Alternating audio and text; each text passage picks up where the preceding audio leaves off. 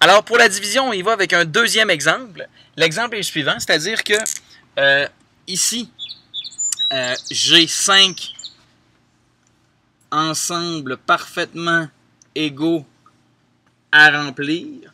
Dans chacun de ces ensembles-là, j'ai 465 unités que je dois distribuer de façon égale dans chacun des ensembles.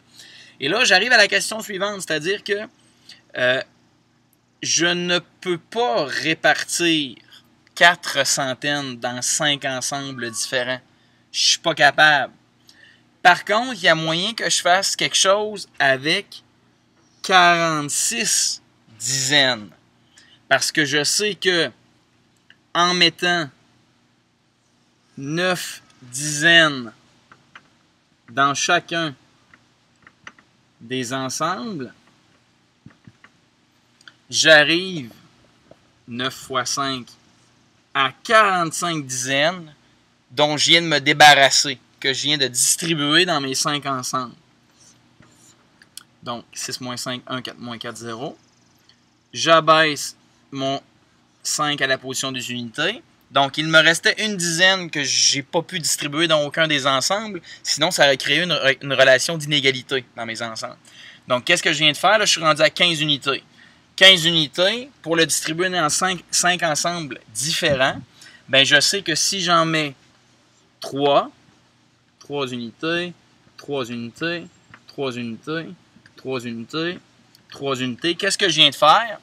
Ben, je viens de dire, en mettant 3 unités là-dedans, dans chacun de mes ensembles, je me débarrasse des 15 unités restantes que j'avais à diviser.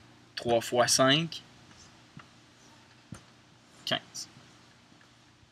Donc, toujours se rappeler, tu vois, 9 dizaines et 3 unités. Donc, 93, 93, 93, 93, 93. Donc, c'est de comprendre, non pas uniquement le truc de la division qui est important, mais de savoir ce qu'on fait avec la division. Okay? On distribue des quantités égales dans des ensembles qui se doivent d'être parfaits.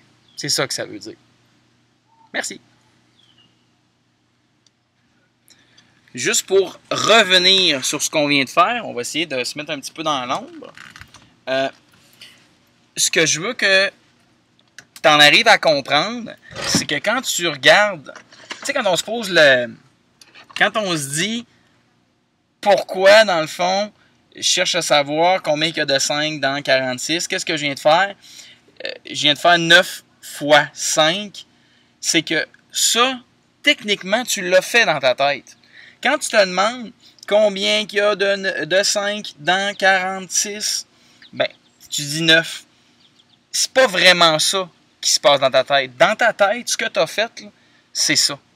C'est que tu t'es dit que tu étais capable, dans 5 ensembles parfaits, de mettre 9 dizaines qui font partie de ces 46 dizaines-là, et que, à la lumière de ta distribution, il allait en rester une dizaine qui ne serait pas dans un des ensembles.